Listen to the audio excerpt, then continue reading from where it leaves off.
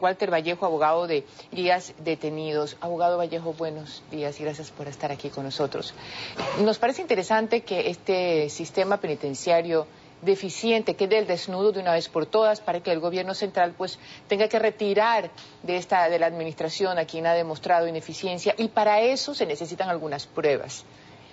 Y me preocupa muchísimo un oficio que tiene usted en que los guías hoy encarcelados le advierten al director que hay rumores de huida, y este lo desconoce.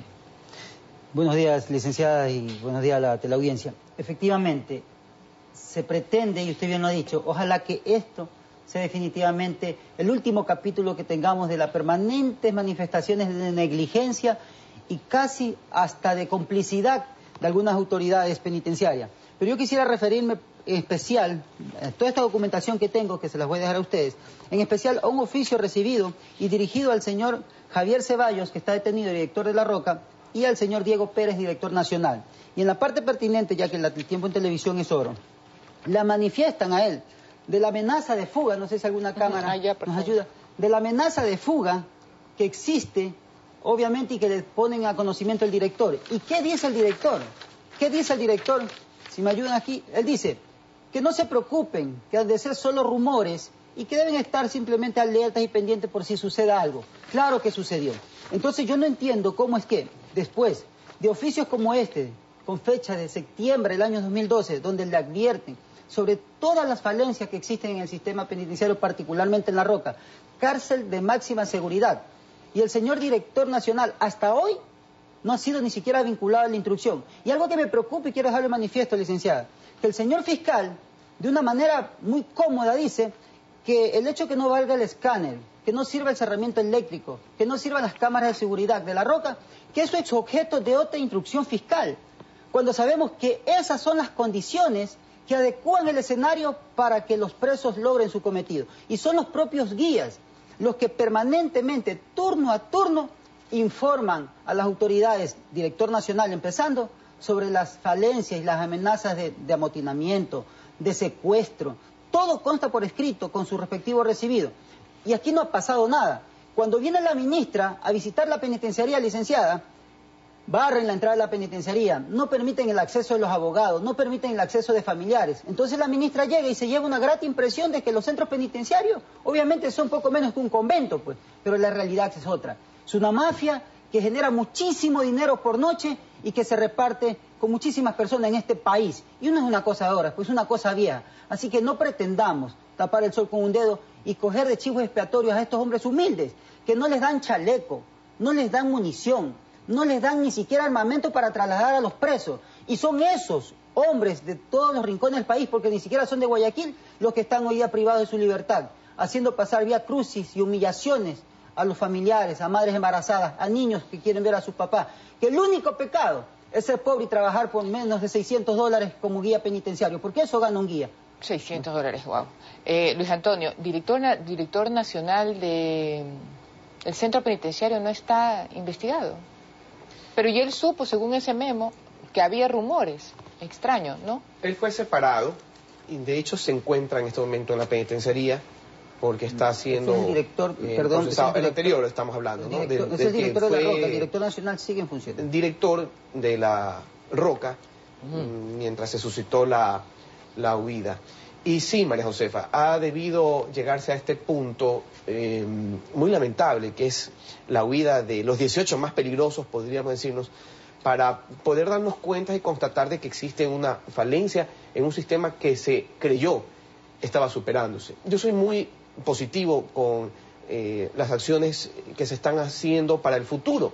La nueva penitenciaría es un centro, podría decirse, premio para los que van a caer, pero hasta mientras lo que se ha invertido en el sistema que funciona ha caído en saco roto, porque se han fugado 18 pero de si, los más pero peligrosos. si el sistema penitenciario, desde que nació, recuerdo, el Ministerio de Justicia está en emergencia. ¿Cuántos millones ha significado eso para todos, para cada uno de nosotros? La supuesta modernización y la revolución carcelaria que termina con la huida de los delincuentes más peligrosos. Sí, es una nefasta realidad porque todo lo que concita o lo que debe motivar el análisis de este tema está respaldado en documentos que los mismos guías advertían con mucho tiempo de anticipación a los directores. Y ellos, evidentemente, no hicieron nada. Un dato le voy a dar, María Josefa. Los guías que están detenidos cuentan en versiones separadas que los reos, los prófugos, los choneros, se reunían muchas veces en la capilla de la misma La Roca, en el centro donde supuestamente se dedica momentos de oración. ¿Y por qué se reunían ahí con el resto de personas que supuestamente estaban planificando la huida? Porque no había chapa en la puerta. Y hay memorándums enviados desde hace 6, 7 meses advirtiéndole al director que por favor dé los recursos para comprar esa chapa. Nunca se la compró. Se reunían en la misma capilla, se reunían en el, de acuerdo a versiones, en el centro odontológico y nadie, absolutamente nadie, hizo nada por arreglar esas pequeñas falencias que, mire usted, determinaron grandes cosas.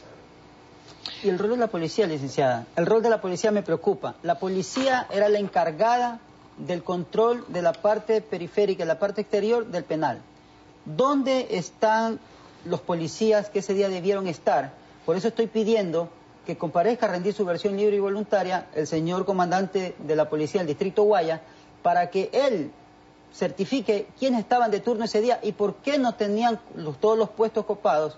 Y a esto le sumamos que los guías en permanente comunicación, no una, licenciada, muchísimas, le piden al director nacional el incremento de personal, porque tienen 36 puestos que ellos hay una versión alrededor de todo esto que no sabemos si solamente es un rumor infundado, pero pareciera que todo esto ha sido planeado, liderado por uno de los delincuentes que se encuentra en La Roca, uno de los grandes delincuentes que se encuentra en La Roca, y quien pues de alguna manera, no sé si parte de su estrategia era también anunciar que el sistema carcelario tenía algunas debilidades y con esto pues se favorece haciéndole un daño al Estado diciendo o recordándonos a todos lo que ya sabíamos, que su sistema carcelario era débil. Usted como abogado de los guías, ¿cree que esa versión pudiera en el camino procesal tener fundamento? Se pueden lucurar muchas cosas y yo, por ejemplo, creo en la buena intención del presidente de la República, pero, por ejemplo, yo no soy abogado de ninguno de los que se encuentran en La Roca, pero, por ejemplo, sí hay documentos donde, por ejemplo, entre los presos, un guía encuentra una amenaza que se le hizo llegar a usted al canal, donde dice, por ejemplo, hoy hagámosle la vuelta a Caranqui y en la funda negra va el fierro. O sea, lo querían matar y se da a entender, pues obviamente que el señor Caranqui, porque es lo que se rumora, no se lo ha nombrado, pero se da a entender que sea él. Y no me interesa quién sea, lo que sí quiero es que el fiscal se preocupe, primero por esclarecer la verdad y a partir de esa verdad encontrar un culpable. No como acostumbran la mayoría de los fiscales que se desesperan por encontrar un fiscal, aunque las pruebas tengan que inventárselas. Eso pasa con la gran mayoría de fiscales en este país. Por eso tenemos los centros carcelarios con el 50% de las personas injustamente presas. Y los verdaderos culpables, licenciada, jamás ni siquiera son llamados a un proceso. Por eso me preocupa y ojalá que esto sea la gran oportunidad que el presidente de la República intervenga de manera directa y personal. Y de verdad envíe personal de inteligencia para que veas quiénes se lucran del gran negocio de los centros carcelarios de este país. ¿Quiénes son los que pueden entrar con armas a La Roca? Pregunto, ¿acaso los guías? Yo no estoy, solamente pregunto. ¿Quiénes son los que pueden entrar con armas en la entrada y son revisados cuando salen? Entonces, ¿por qué la policía, y obviamente que esto ponga en manifiesto, no estoy tratando de injuriar a nadie, pero que aquí el director nacional, actuando con connivencia, que es una cuestión que agrava, la connivencia significa la permisibilidad o la alcahuetería o hacerse la vista gorda, así lo define la Real Academia, cuando una persona tiene la autoridad para impedir algún tipo, en este caso, de la evasión, y no toma los correctivos, a pesar de los centenares de comunicaciones dirigidas a él. Entonces yo sí quiero que, obviamente, no se pretenda coger de chivos expiatorios a los pobres guías, que son gente humilde, que tienen uno de los guías detenidos. Era el primer día que entraba a ser guardia al centro penitenciario de La Roca, y hoy está preso allí.